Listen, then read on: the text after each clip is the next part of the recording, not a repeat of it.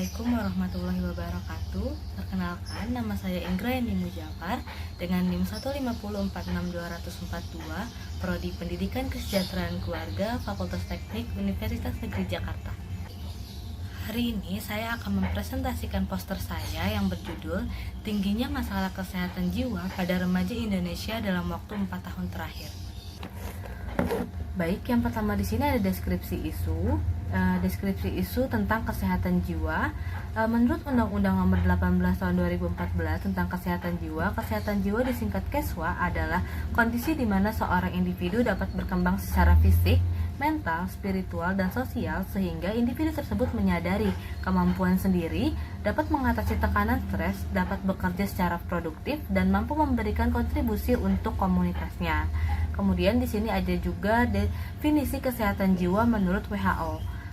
Menurut WHO, kesehatan jiwa adalah ketika seseorang tersebut merasa sehat dan bahagia, mampu menghadapi tantangan hidup serta dapat menerima orang lain sebagaimana seharusnya, serta mempunyai sikap positif terhadap diri sendiri dan orang lain.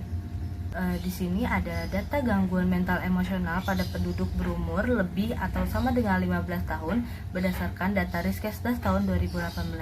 Berdasarkan grafik tersebut dapat diketahui bahwa prevalensi depresi pada penduduk berumur lebih dari atau sama dengan 15 tahun menurut provinsi pada tahun 2018 mencapai angka tertinggi yaitu 12,3 juta jiwa pada Provinsi Sulawesi Tenggara dan hanya sekitar 9% yang meminum obat dan menjalani perawatan secara medis. Kemudian pada grafik kedua itu menunjukkan prevalensi gangguan mental emosional pada penduduk berumur lebih dari atau sama dengan 15 tahun. Menurut provinsi terlihat angka tertinggi mencapai 19,8 juta jiwa yang juga terdapat di Provinsi Sulawesi Tenggara. Nah, dari data tersebut juga terlihat perbedaan yang sangat signifikan dari 5 tahun sebelumnya.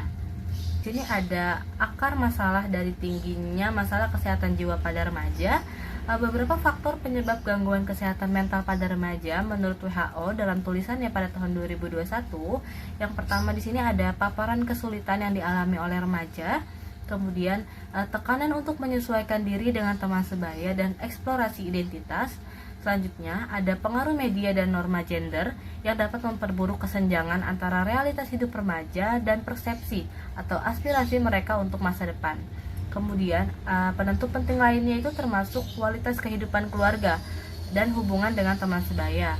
Selanjutnya ada kekerasan, terutama kekerasan seksual dan intimidasi. Selanjutnya ada pengasuhan oleh orang tua yang keras, dan yang terakhir itu ada masalah sosial ekonomi yang parah.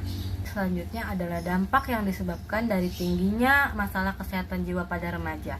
Menurut Direktur Pencegahan dan Pengendalian Masalah Kesehatan Jiwa dan Nabjah, yaitu Dr. Kalestinus Ejiamunte, menjelaskan masalah kesehatan jiwa di Indonesia terkait dengan tingginya masalah-masalah berikut ini.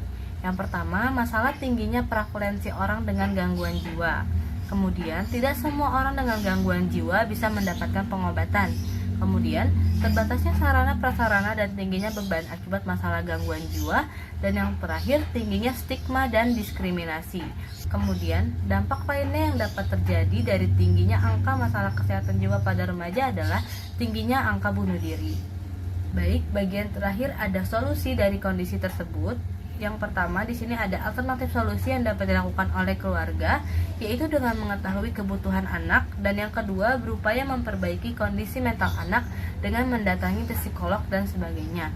Kemudian ada alternatif solusi yang dapat dilakukan oleh sekolah. Apa saja? Yang pertama itu ada mengenali kondisi siswa secara personal. Kemudian yang kedua, peka terhadap kondisi anak-anak dengan gangguan kesehatan mental. Yang ketiga, yaitu dapat melakukan koordinasi dengan orang tua dalam perawatan anak dengan gangguan kesehatan mental. Dan yang terakhir, yaitu dapat menyediakan fasilitas bimbingan konseling yang memadai. Baik, sekian presentasi poster saya yang berjudul Tingginya Masalah Kesehatan Jiwa pada Remaja Indonesia dalam 4 tahun terakhir. Kurang lebihnya mohon maaf. Sekian, terima kasih. Wassalamualaikum warahmatullahi wabarakatuh.